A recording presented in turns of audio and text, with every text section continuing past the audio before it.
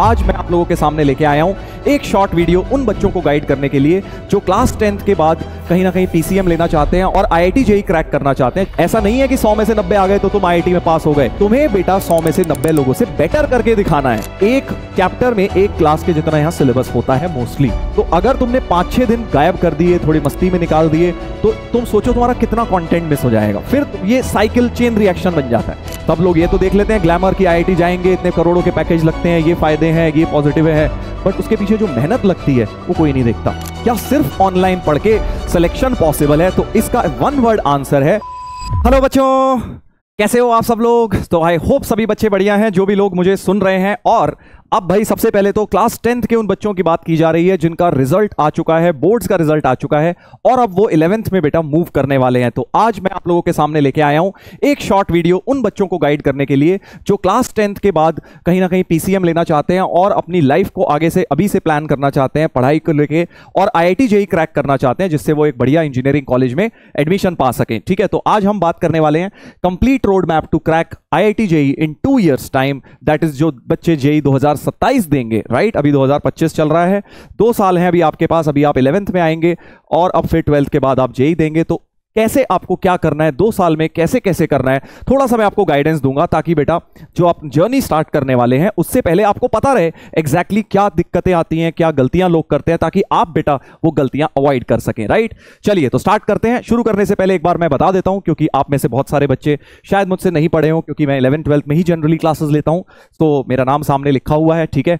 And मैं खुद IIT Delhi से पास आउट हूं और खुद मैंने जेईई क्रैक किया हुआ है बेटा, जिस चीज के लिए आप लोगों को मैं बहुत सालों से मैं खुद भी प्रिपेयर करा रहा हूं, खुद किया भी हुआ है। तो मैं आपको जो आज बातें बताने जा रहा हूं वो पर्सनल एक्सपीरियंस से होंगी, साथ साथ बहुत सारे बच्चों को जो मैंने गाइड किया इतने सालों से, देखा है यार उन्होंने क्या गलतियां करी हैं, क्या बढ़िया किया है, तो वो चीजें मैं आज आपके साथ शेयर करूंगा। पूरी स्ट्रैटेजी किस तरह से आपको क्लास 11th में अपनी मैथ्स को लेकर चलना है, ठीक है भाई? तो बहुत मजा आने वाला है, पूरा वीडियो देखिएगा और अंत तक बने रहिएगा। और जरूर एक चीज करिएगा कि लास्ट में आपने क्या सीखा है इस वीडियो से, आपको वो चीज कमेंट सेक्शन में लिखनी है, ताकि एक टेक अवे आपका होना चाहिए और अपने आप से प्रॉमिस करोगे कि सर मैं ये वाली चीज अपने आप से प्रॉमिस करता हूं, ठीक है?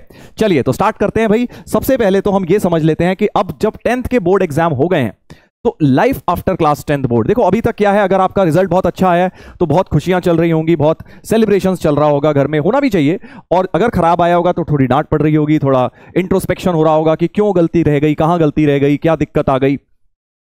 अब जो भी है, आप चाहे फर्स्ट कैटेगरी में हो या सेकंड कैटेगरी में, अब यार समय आ चुका है उस चीज को से आगे बढ़ने का, मूव ऑन करने का, ठीक है? बहुत अच्छी बात है, आपने अच्छा करा, नहीं करा, जो भी करा बहुत अच्छा है, अब आगे बढ़ जाओ। यहां से अब जर्नी बिल्कुल ही डिफरेंट होने वाली है। देखो क्लास 10th में अगर आपने अच्छा कर लिया ना, तो इसका मतलब आपने एक तरह से प्रूफ दे दिया कि हाँ यार आप मेहनत करने के लिए रेडी हो।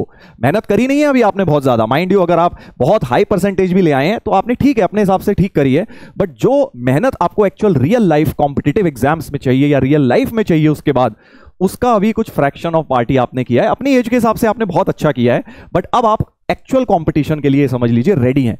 और जो बच्चे नहीं भी कर पाए, आप इसको एक दूसरा मौका लीजिए। देखो ऐसा बिल्कुल भी नहीं होता कि जेईई में या नीट में अगर आपको सिलेक्शन चाहिए तो 10th के बोर्ड मार्क्स बहुत ही अच्छे होने चाहिए, ऐसा कुछ नहीं है। मैंने अपने सामने ऐसे बच्चे देखे हैं जो 10th बोर्ड में टॉपर्स थे और येट उनका आईआईटी मेंस तक नहीं क्लियर हो पाया, और ऐसे भी बच्चे देखे हैं जो 10th बोर्ड में 80% में थे, जैसे कि मेरे जैसे बच्चे, और उन्होंने भी आईआईटी बेटा क्लियर कर लिया। ऐसे बहुत होते हैं। 70s वालों को भी इनफैक्ट देखा है कि 2 साल में टर्न अराउंड कर दिया, बिल्कुल डेडिकेशन और डिटर्मिनेशन से, अपने मेहनत इतनी करी कि भाई सब कुछ पीछे छूट गया, ठीक है? तो 10th बोर्ड को यहां पर अब फुल स्टॉप कहने का समय आ चुका है बेटा।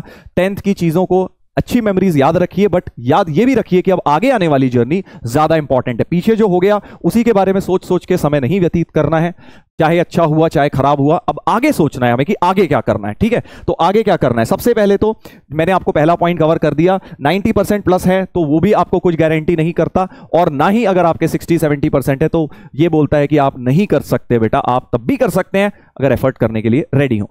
दूसरा point, 10th board result not good, can I still clear JEE, ये बात भी मैंने, दोनों पॉइंट्स एक साथ मैंने कवर कर ली है, ठीक है?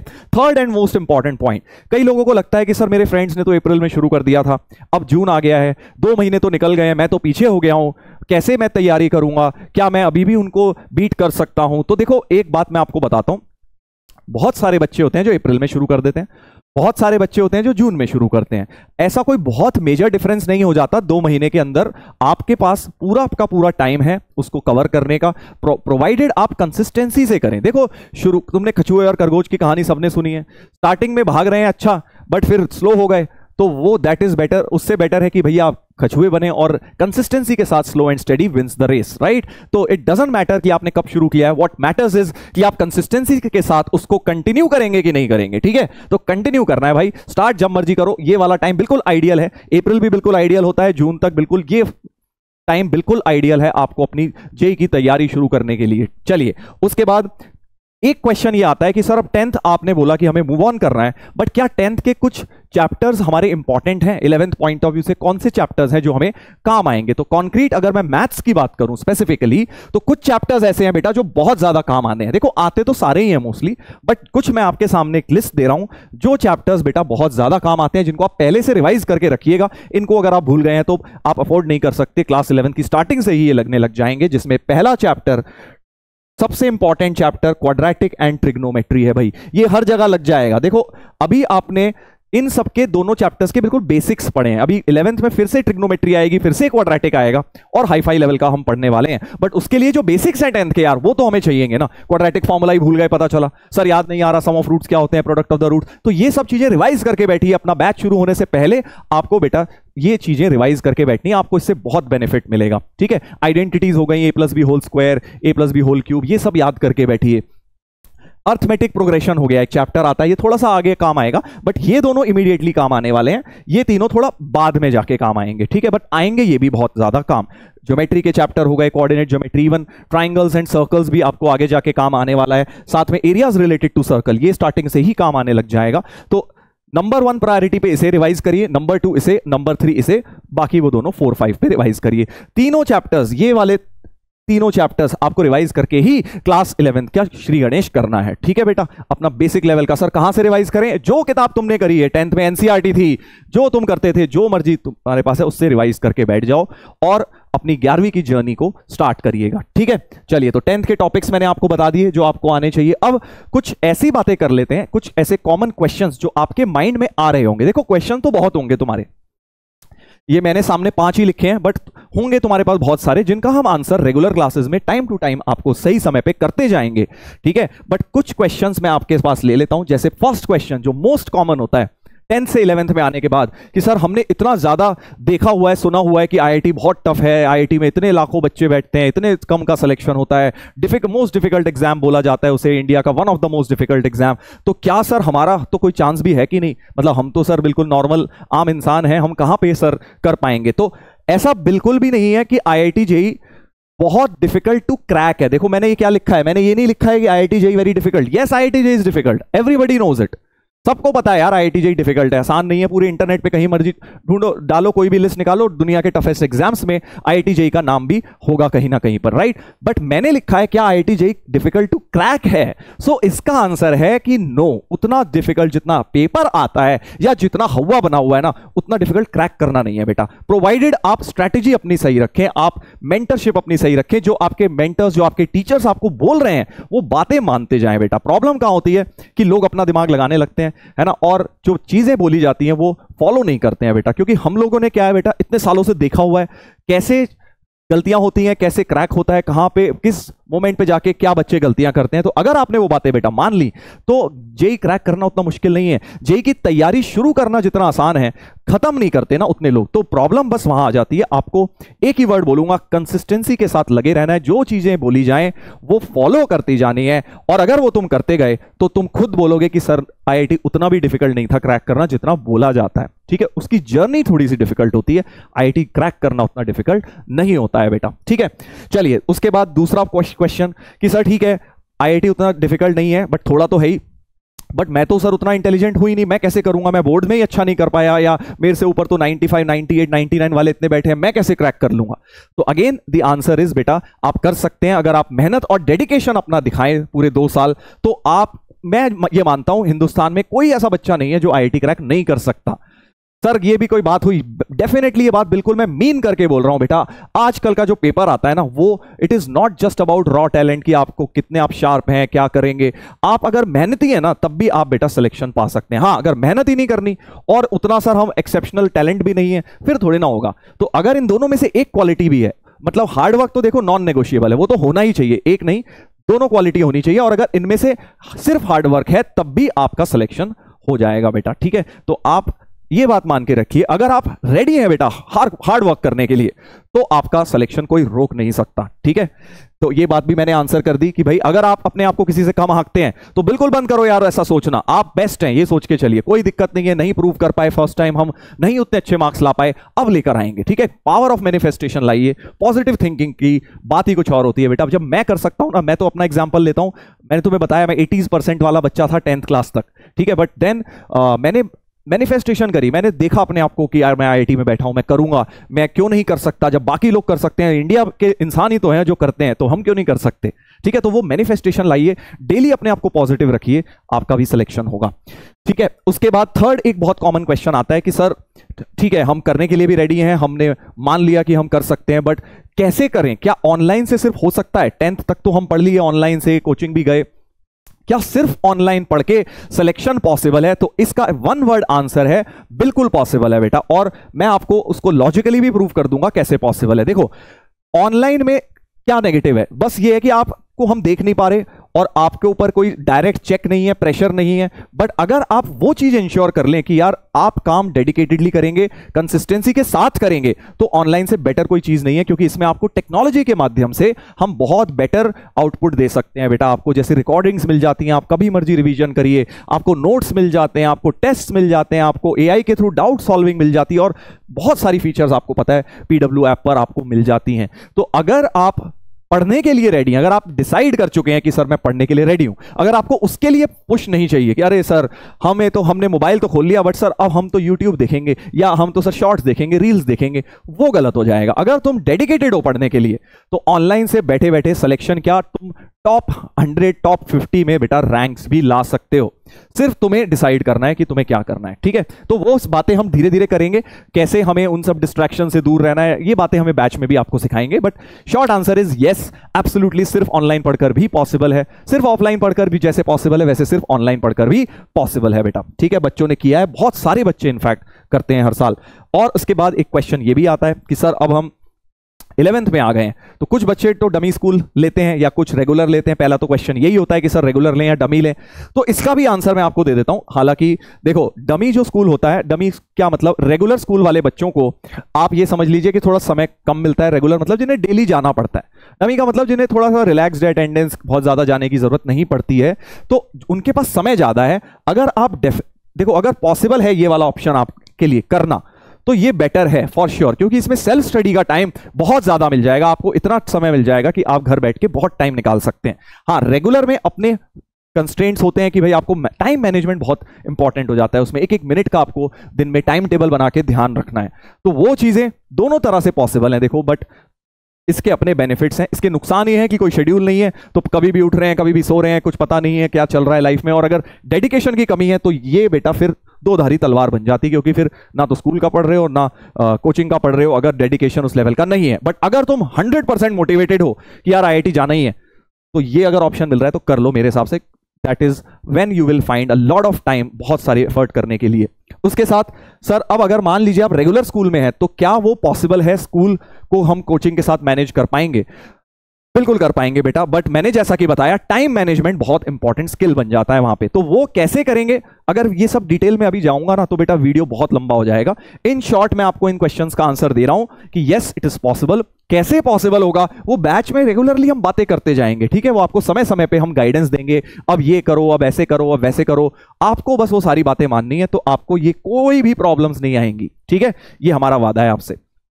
चलिए, तो ये कुछ कॉमन क्वेश्चंस है। अब इसके अलावा भी मुझे पता है बहुत क्वेश्चंस आ रहे होंगे, सर कौन सी बुक लें, सर क्या करें, क्या, वो सब बातें आपको बैच में बताई जाएंगी, ठीक है, उसके लिए आप निश्चिंत रहिए। बाकी आपके जो भी क्वेश्चंस हैं वो सब बैच के अंदर हम आंसर करेंगे धीरे धीरे जैसे जैसे समय आता रहेगा। ठीक है, स्टार्टिंग में आपको कुछ नहीं खरीदना है, सिर्फ और सिर्फ स्टार्ट करना है क्लासेस, वहां जाके हम आपको सब कुछ बता देंगे। चलिए, तो ये कुछ कॉमन क्वेश्चंस हो गए भाई, और अब इसके बाद आ जाते हैं 11वीं को स्टार्ट करते हैं। अब हम करेंगे 11वीं को स्टार्ट, और क्या चीजें हमें याद रखनी है बेटा 11th स्टार्ट करते वक्त।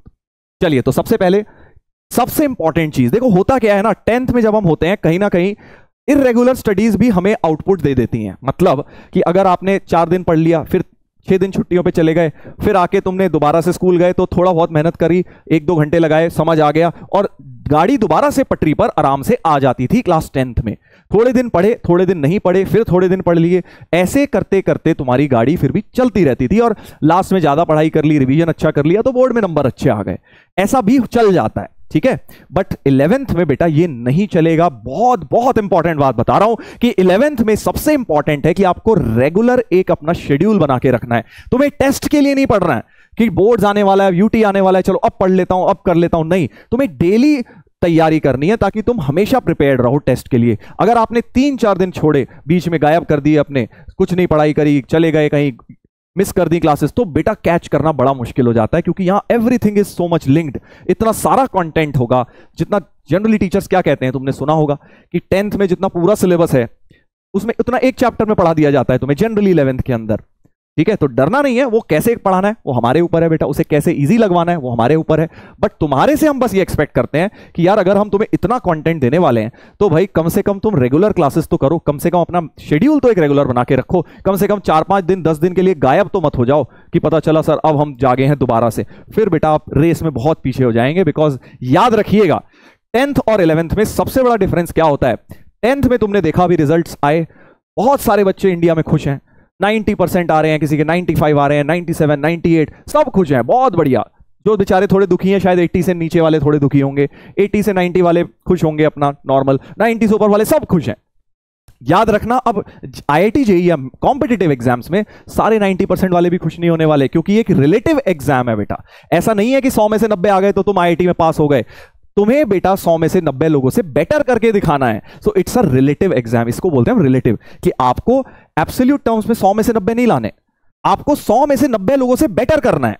ठीक है, तो सारे के सारे खुश नहीं होंगे, सिर्फ 10 ही बच्चे खुश हो पाएंगे यहाँ पे, यहाँ उन्हीं को सिलेक्शन मिलना है। तो इसीलिए बेटा हमें वो गलतियां अवॉइड करनी है जो बाकी 90 बच्चे करते हैं। अगर हमें रिजेक्शंस को देखते जाएं कि वो क्यों रिजेक्ट हो रहे हैं बच्चे, हम उसमें ना पड़े, हम अगर उन सब चीजों से ऊपर उठ जाएं तो हम क्या है, हमारा गलती करने का बेसिकली स्कोप कम करते जाएं तो हमारा सिलेक्शन के चांसेस बेटा बढ़ते जाते हैं। ठीक है, तो ये बहुत इंपॉर्टेंट बात बोली है मैंने, जो एक रिलेटिव पेपर होने वाला है। अब आप एक रिलेटिव कंपटीशन की दुनिया में घुस रहे हैं, आपको समझना है इस चीज को कि आपको इट डजंट मैटर आप क्या सोचते हैं। आप क्या सोचते हैं, सर इतना कैसे पढ़ूंगा मैं, तो मत पढ़ भाई, कोई और पढ़ लेगा, वो आ जाएगा फिर टॉप 10 में, उसका सिलेक्शन हो जाएगा, तेरा नहीं होगा। तो आइडिया इज कि आपको समझना है कि क्या रिक्वायरमेंट है इस चीज की, और उस रिक्वायरमेंट के अंदर आपको खड़े उतरना है, उसमें कोई गलती नहीं करनी है बेटा, कम से कम गलतियां करनी है। ठीक है, चलिए उसके बाद दूसरी चीज जो 11th में आपको बहुत इंपॉर्टेंट ध्यान रखनी है, जैसा कि मैंने बताया कंटेंट बहुत ज्यादा है, तो थ्योरी बहुत ज्यादा होगी, ट्रिक्स बहुत ज्यादा होंगी, फॉर्मुलेज बहुत ज्यादा होंगे, तो अपने हाथ से बनाए हुए नोट्स आपको जरूर बनाने हैं। चाहे जितना ही तुम्हें उसमें आलस आए, लगे टाइम वेस्ट है, वो टाइम वेस्ट नहीं है। आपको रिवीजन के टाइम इतनी हेल्प होगी उसमें कि आपको विश्वास नहीं हो पाएगा, क्योंकि आपको 2 साल का सिलेबस पढ़ के देना है जेईई का एग्जाम। तो सोचो, जो आज तुम पढ़ रहे हो 2025 में, तुम्हें उसे 2027 में भी याद रखना है, रिवीजन करना है, तब कहां से पढ़ोगे? सर वीडियो देख लूंगा, वीडियो देखने से नहीं होता, अपने बनाए हुए नोट्स से, अपनी ट्रिक्स, आपने कुछ कुछ छोटा छोटा लिखा हुआ अपनी राइटिंग में, वो सब चीजें बहुत काम आती हैं बेटा आपको। इसलिए इन शॉर्ट नोट्स बनाने हैं अपने पूरे के पूरे, जो जैसे टीचर हम आपको स्लाइड्स देंगे, पीपीटीज देंगे, उसके थ्रू आपको अपनी राइटिंग में नोट्स जरूर बनाने हैं। ये गलती मत कर देना कि सर हम तो पीपीटीज में से ही रिवीजन कर लेंगे, ये नहीं करनी है आपको। ठीक है, कोई कारण है आपको बताया जा रहा है। तो अगला 3 नोटबुक स्ट्रैटेजी आपको अपनानी है। मैथ्स के अंदर आपको बेटा 3 नोटबुक्स बनानी है, ये मैं फर्स्ट लेक्चर में भी आगे आपको बताऊंगा। एक होगी जहां पे आप अपने नोट्स बनाएंगे ये वाले, एक होगी जहां होमवर्क करेंगे, प्रैक्टिस, खूब सारी प्रैक्टिस करनी है भाई, देखो हमें बहुत क्वेश्चंस लगाने हैं। और थर्ड होगा रफ नोटबुक, जहां पे आप एक तरह से अपना दिमाग लगा रहे हैं, कुछ सोच रहे हैं, कैलकुलेशन रफ कर रहे हैं, तो वो आपकी रफ नोटबुक हो जाएगी। ये आप बहुत अच्छी क्वालिटी की बनाएं, नोट्स वाली मोटी सी बनाएं, ताकि वो आपका 2 साल तक लास्ट करे। इवन ये वाली बुक भी, ये रफ नोटबुक आप थोड़ा हल्की क्वालिटी की भी बना सकते हैं। देखो मैं छोटी छोटी बातें बता रहा हूं बिकॉज ये बहुत ज्यादा मैटर करने वाली है आगे जाके।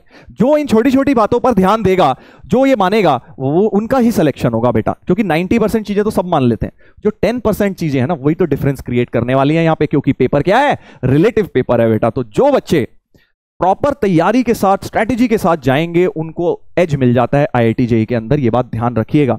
तो ये बात 3 नोटबुक्स की हो गई। उसके बाद मैंने एक तरह से क्या बोला है आपको, सिंपल, जो मैं 3-4 बार ऑलरेडी बोल चुका हूं कि ऑल इन ऑल अगर आप क्लास 11th में बेटा कंसिस्टेंसी रखेंगे, रेगुलरिटी रखेंगे, तो आपका सिलेक्शन रोक ही नहीं सकता कोई ऐसा है ही नहीं कि भाई पॉसिबल नहीं है, आराम से होगा। फिर तुम देखना, अगर तुमने 2 साल कंसिस्टेंसी रखी तो बेटा पढ़ाई में। देखो क्लास 10 तक ये होता है कि हम एक्स्ट्रा करिकुलर्स भी करते हैं, सारी चीजें हम होलिस्टिक के लिए हम भी बोलते हैं क्लास 10 तक के बच्चों के लिए कि भाई सब चीजों पे ध्यान दो। बट अब होता क्या है ना बेटा, जब 10 से 11th पे आते हो ना, तो अब आप स्पेशलाइजेशन कर रहे हो चीजों का। 10th तक आपको थोड़ी थोड़ी सब चीजें कराई गई, थोड़ी सी पढ़ाई, थोड़ा सा खेलकूद, थोड़ा सा एक्स्ट्रा करिकुलर्स, ताकि आपका एक होलिस्टिक डेवलपमेंट हो। बट अब अगर आप IIT JEE या नीट या कॉम्पिटिटिव एग्जाम्स की तैयारी में घुस रहे हैं, तो आप इन डेप्थ घुस रहे हैं बेटा, बहुत ज्यादा एफर्ट करना है। तो अब खुद सोचो, जब एक चीज में बहुत एफर्ट करना है, तो क्या बाकी चीजों के लिए टाइम उतना निकाल पाओगे? नहीं निकाल पाओगे ना। अगर निकालोगे तो इसमें उतना इन डेप्थ जा ही नहीं पाओगे, आप ऊपर ऊपर से पढ़ाई कर पाओगे। तो अगर तुम बेटा कॉम्पिटिटिव एग्जाम्स के लिए जेन्युइनली सीरियस हो, तो थोड़ा मैच्योरिटी अपने अंदर लाओ। 2 साल के लिए तुम्हें अपनी पढ़ाई के अंदर ही 100% लाइफ देनी पड़ेगी। सर आप ये क्या कह रहे हो, हम क्या खेलेंगे नहीं, कूदेंगे नहीं? नहीं, थोड़ा बहुत टाइम निकालिए, बट उतना नहीं निकाल सकते जितना 10th तक निकालते थे। तो सर हमारी तो पर्सनैलिटी खराब हो जाएगी, ऐसा बिल्कुल भी नहीं होता। ऐसा आपको लगता है बेटा, 12th के बाद तुम्हें IIT में जाके इतना पर्सनैलिटी बनाने को, इतनी एक्स्ट्रा करिकुलर करने को, हर चीज की फैसिलिटी मिलेगी, best of the best quality की। तो सही समय पे क्या करना है वो बहुत इंपॉर्टेंट हो जाता है। ठीक है, अभी सही समय क्या है तुम्हारा? सिर्फ पढ़ाई करने का अगले 2 साल। आगे जाके तुम्हारी इंग्लिश हो गई, स्पीकिंग स्किल्स हो गई, सब कुछ बढ़िया, स्पोर्ट्स की फीचर्स हो गई, तुम्हारे अलग अलग स्विमिंग हो गए, दुनिया की जो तुम्हें चाहिए वो सारी की सारी फैसिलिटीज मिलेंगी। बट अभी जो समय है ना बेटा, वो 2 साल डट के मेहनत करने का है। अगर तुमने ये 2 साल झोंक दिए पढ़ाई में, तो आगे तुम्हें बहुत समय मिलेगा और बहुत ईजी हो जाएगी लाइफ। ये मत सोचना कि तुम्हारी यही लाइफ होती है। कई बच्चों को लगता है स्कूल लाइफ ही तो है सर सब कुछ करने के लिए, ऐसा बिल्कुल भी नहीं है। हम आज तक स्पोर्ट्स खेलते हैं यार, आज तक सीखते हैं चीजें, नई नई चीजें आज भी कर रहे हैं। तो पूरी लाइफ होती है बेटा उसके लिए, राइट? बट सही समय पे सही चीज अगर आप कर लें, तो आपको उसके फल लॉन्ग टर्म तक मिलते हैं। ठीक है, तो याद रखिएगा, अब समय आ गया है 10th से 11th का जो जंप है, उसमें अब आपको विड्थ कवर करने की जगह डेप्थ कवर करनी है। मतलब 5 अलग अलग चीजें थोड़ी थोड़ी करते थे अभी तक आप, अब आपको एक ही चीज करनी है बहुत डेप्थ में। समझ गए? बहुत गहरी बात बोली है मैंने। देखते हैं कौन कौन समझाए और कौन कौन इंप्लीमेंट करता है। चलिए लास्ट में बस एक ही बात बोलूंगा, समय वेस्ट नहीं करना है, एक एक दिन इंपॉर्टेंट है। तो ये नहीं कि सर अभी तो स्टार्ट हो रहा है, अभी तो सर 10th खत्म हुआ है, चलो 1 महीने रिलैक्स करते हैं, समर वेकेशंस हो जाने देते हैं, फिर सर अच्छी तरह तैयारी शुरू करूंगा। ये गलती मत कर देना बेटा, एक एक दिन कीमती है।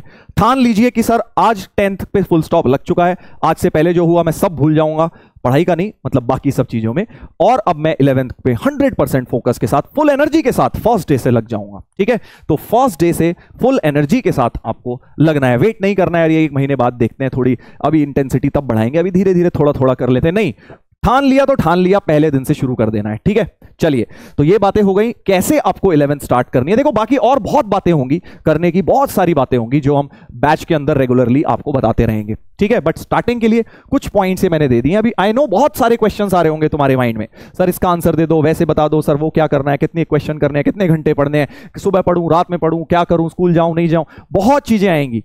बट सबका आंसर क्लास में मिलेगा, ट्रस्ट मी, सारे आंसर्स आपको मिलते जाएंगे। अभी इन सब बातों का ध्यान रखिए।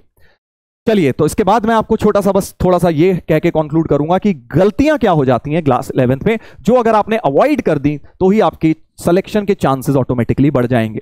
ठीक है, मैंने बताया ये रिलेटिव एग्जाम है, इसमें ये फर्क नहीं पड़ता कि आप गलतियां करने के बाद भी सुधर गए और 90% पे आ गए, डजंट मैटर। आपने गलतियां करी, आप ऑलरेडी पीछे हो गए बहुत सारे लोगों से, तो ट्राई करना है कि ये गलतियां हमें अवॉइड करनी है। कौन कौन सी? नंबर 1, बहुत बार बता चुका हूं, नॉट स्टडिंग रेगुलरली, कंसिस्टेंसी ना मेंटेन करना एक सबसे बड़ी प्रॉब्लम है। कि भाई अभी तो सर एग्जाम थोड़ी ना आ रहे हैं, एग्जाम से पहले पढ़ लेंगे सर, अभी क्यों सर इतना एफर्ट करना। आपको ये सोचना है कि कल ही आपका एग्जाम है, उस हिसाब से पढ़ाई करनी है। अब एग्जाम के लिए पढ़ना बंद कर दो। अब एग्जाम जिस दिन आए उससे पहले रिवीजन होना चाहिए, पढ़ाई तुम्हारी रेगुलर होनी चाहिए, ठीक है। Second, not doing NCERT school text book simultaneously. Sir NCERT तो सर हल्की बुक है, हमारे लिए थोड़ी, हम तो आईआईटी वाले बच्चे हैं। नहीं, ये गलती नहीं करनी। या सर स्कूल एग्जाम आएगा उससे पहले कर लेंगे हम, नहीं। आपको जब रेगुलरली पढ़ाया जाएगा, आपको साथ साथ बेटा होमवर्क दिया जाएगा स्कूल एनसीईआरटी वगैरह बुक से भी, क्योंकि बेसिक्स तो वही है ना यार। आईआईटी जेईई में कोई हाईफाई चीजें थोड़ी आ जाएंगी, अल्टीमेटली बेसिक्स बिना कवर करे आप वो नहीं सीख सकते। तो जब तक तुम्हारे वो बेसिक्स क्लियर नहीं है, जब तक तुमने वो बेसिक लेवल पे प्रैक्टिस नहीं करी हुई, तुमसे आईआईटी के सवाल सॉल्व होंगे ही नहीं, ठीक है। तो वो आपको साथ साथ करनी ही करनी है। और उसके बाद जो सबसे बड़ी प्रॉब्लम लोग अपने साथ कर लेते हैं 11th में, वो है अपना बैकलॉग बना लेते हैं। मैंने तुम्हें बताया भाई, एक चैप्टर में एक क्लास के जितना यहां सिलेबस होता है मोस्टली। तो अगर तुमने 5-6 दिन गायब कर दिए, थोड़ी मस्ती में निकाल दिए, तो तुम सोचो तुम्हारा कितना कंटेंट मिस हो जाएगा। फिर ये साइकिल चेन रिएक्शन बन जाता है। अब तुम 4-5 दिन तुमने गायब करे, अगले 4-5 दिन का तुम्हें कुछ समझ नहीं आएगा, क्योंकि वो पिछले से लिंक्ड है, राइट। तो तुम्हारा 5 की जगह 10 दिन का बैकलॉग हो गया। अब फिर तुम्हारा मोटिवेशन कम हो रहा है, क्योंकि तुम्हें समझ नहीं आ रहा क्लास के अंदर, राइट। फिर तुम्हें लगता है यार अब एक तरह से नई तरह से फर्स्ट लेक्चर से स्टार्ट कर देता हूं। तो ये रीसेट करने वाली जो चीज है, इसे रोकना पड़ेगा। और वो तभी रुक पाएगा अगर आप बैकलॉग बनने नहीं देंगे। आप अपने आप से बेटा ये प्रॉमिस करिए कि मैं as far as possible backlog नहीं बनने दूंगा या नहीं बनने दूंगी। मैं कोशिश करूंगा कि यार कम से कम चीजें मेरी मिस हो। कभी कभार समझ आता है, तबीयत खराब है, कुछ इमरजेंसी आ गई है, मिस करना पड़ रहा है, बट उसको भी कोशिश करिए जल्दी से जल्दी कवर करने की, राइट। तो बैकलॉग अगर तुमने नहीं बनने दिया तो वैसे ही 80% जनता से आगे निकल जाओगे 11th में, बता रहा हूं मैं तुम्हें। तुम्हारे को क्या करना है, तुम्हें सिंपल सी बात है, तुम्हें टॉप 10%, टॉप 5% में पहुंचना है। उसके लिए क्या है, तुम्हें कुछ कुछ चीजें अवॉइड करते जानी है। तो पहली गलती अवॉइड होनी है कि अगर तुम क्लास 11th में बैकलॉग बनने दोगे तो तुम 80% में नीचे पहुंच गए, बट अगर तुमने बैकलॉग नहीं बनने दिया तो तुम ऑटोमेटिकली टॉप 20 में तो आ गए हैं, ठीक है। तो अपने को ये स्ट्रेटेजी सोचनी है कि क्या क्या चीजें करके हम टॉप 5% में पहुंच सकते हैं। तो नंबर 1, नो बैकलॉग, ठीक है। और नंबर 2, रेगुलर स्टडीज अपने को करनी है। नंबर 3, रिवीजन भी रेगुलर करना है। रिवीजन कैसे करना है, क्या करना है, वो सब आपको क्लास में समझाया जाएगा, बट आगे तो बढ़ते जाना है, बैकलॉग नहीं बनने देना है, बट उसकी वजह से पीछे का भूलना नहीं है। यानी रिवीजन बहुत इंपॉर्टेंट रोल बेटा प्ले करने वाला है। और उसके साथ सबसे इंपॉर्टेंट जो बहुत लोग गलती करते हैं, 11th में तो उतनी नहीं करते, 11th के मिड के बाद करनी शुरू करते हैं कि टेस्ट में सर नंबर तो आ नहीं रहे, देने का फायदा क्या है, मैं प्रिपेयर्ड नहीं हूं सर, छोड़ देती हूं। टेस्ट्स को रेगुलरली देना है। ये बात मैंने अर्जुना के लॉन्च वाले दिन भी बहुत ज्यादा स्ट्रेस करी थी कि भाई टेस्ट से इंपॉर्टेंट कुछ नहीं है, क्योंकि अल्टीमेटली जिसके लिए आप तैयारी कर रहे हैं वो एक टेस्ट ही है। तो जो चीजें क्लास में नहीं सीख सकते वो तुम टेस्ट में सीखते हो, जैसे कि क्वेश्चन छोड़ना, कौन सा क्वेश्चन करना है, स्पीड, एक्यूरेसी, नेगेटिव मार्किंग को कैसे मैनेज करना है, बहुत सारी स्किल्स होती हैं बेटा। तो टेस्ट चाहे आप प्रिपेयर्ड हैं, चाहे नहीं है, चाहे नंबर आ रहे हैं, नहीं आ रहे, आपको अपने आप से ये भी प्रॉमिस करना है कि रेगुलर टेस्ट आपको देने हैं। और साथ साथ रेगुलर प्रैक्टिस तो ऑब्वियसली करनी ही करनी है, उसके बिना तो सिलेक्शन होगा ही नहीं। तो खूब सारे क्वेश्चंस प्रैक्टिस करने हैं। देखो, अगर तुमने 2 चीजें इंश्योर कर ली, अगर मैं इन सब चीजों को, बहुत सारी बातें बता दी आज सर, 2 बातें बता दो बस। सबसे पहले तुम इंश्योर करो कि तुम बैकलॉग नहीं बनने दोगे, और दूसरी चीज ये इंश्योर करो कि तुम प्रैक्टिस खूब सारी करोगे, तो तुम ऑटोमेटिकली ना 10% में तो पहुंच गए। बस ये समझ लो, 10% में तुम पहुंच गए ऑटोमेटिकली 2 काम करने से ही। अब तुम्हें बस 10 के अंदर कैसे 5% में पहुंचना है, टॉप रैंक्स लाने के लिए, वो सोचना है, ठीक है। तो 2 बातें अगर आप ये भी मान लेंगे ना, तब भी 10% में पहुंच जाएंगे। सर इतना आसान है तो बाकी लोग क्यों नहीं करते? क्योंकि बेटा इसमें मेहनत लगती है और सब लोग मेहनत करने के लिए रेडी नहीं होते हैं। सब लोग ये तो देख लेते हैं ग्लैमर की, आईआईटी जाएंगे, इतने करोड़ों के पैकेज लगते हैं, ये फायदे हैं, ये पॉजिटिव है, बट उसके पीछे जो मेहनत लगती है वो कोई नहीं देखता, ठीक है। तो वो मेहनत करने को अगर आप रेडी हैं तो आप बेटा कर लेंगे, ठीक है। चलिए, तो ये बातें हो गई। बाकी इसके अलावा जो भी बातें हैं हम क्लास के अंदर करेंगे। तो अगर पूरी चीज का कंक्लूजन दूं, वैसे तो मैंने 2 बातों में दे ही दिया है कंक्लूजन, उसके अलावा भी अगर 2 बातें आपको मैं और बोलूं कि सबसे पहले आपको कंसिस्टेंट रहना है। कंसिस्टेंट के अंदर सब कुछ आ गया कि रेगुलर क्लासेस बनानी है, नो बैकलॉग होना है, टेस्ट देने हैं, प्रैक्टिस रेगुलर करनी है। कंसिस्टेंट वर्ड बहुत छोटा है बट इसके अंदर बहुत बड़ी बातें छुपी हुई हैं, ठीक है। और साथ में सबसे ज्यादा इंपॉर्टेंट कि जो मेंटर्स आपने सेलेक्ट किए हैं, जिन पे ट्रस्ट किया है बेटा, आप उनकी बातें मानिए, तभी तो आपका सिलेक्शन होगा। यहां पर जैसा कि बताया मैंने, गेम इज रिलेटिव। फर्क नहीं पड़ता कि आप क्या सोच रहे हैं, आपको लगता है वो आपके लिए सही है, बट शायद आपके लिए वो सही है ही नहीं, आपके टीचर्स को आपसे बेटर पता है। तो जो आपके टीचर्स आपकी बात कहेंगे आपको माननी है, जैसे कि आप पहले मानते आए हैं बेटा। फाउंडेशन में जब आप थे तो आप अपने टीचर्स की बात मानते आए हैं, यहां पर भी आपको टीचर्स की बात माननी पड़ेगी। यहां थोड़ी मुश्किल होंगी बातें मानना, बट माननी पड़ेगी क्योंकि उसमें ही तुम्हारी भलाई है।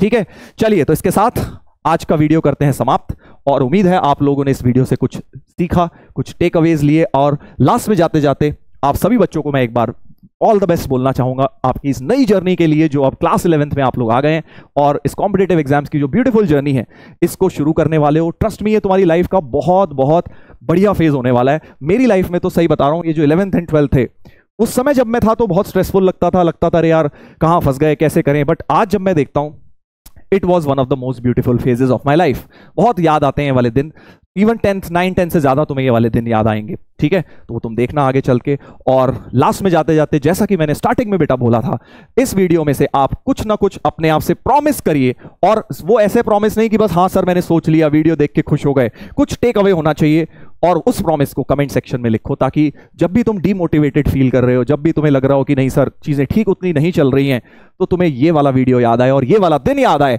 जिस दिन तुमने बेटा अपने आप से ये वादा किया था। ठीक है, चलिए तो मुलाकात होगी बेटा बैच के अंदर। आई होप आप लोगों ने इस वीडियो में कुछ ना कुछ टेक अवे जरूर लिया है। चलिए तो मिलेंगे बैच के अंदर। थैंक यू सो मच बच्चों, take care, bye bye and love you all.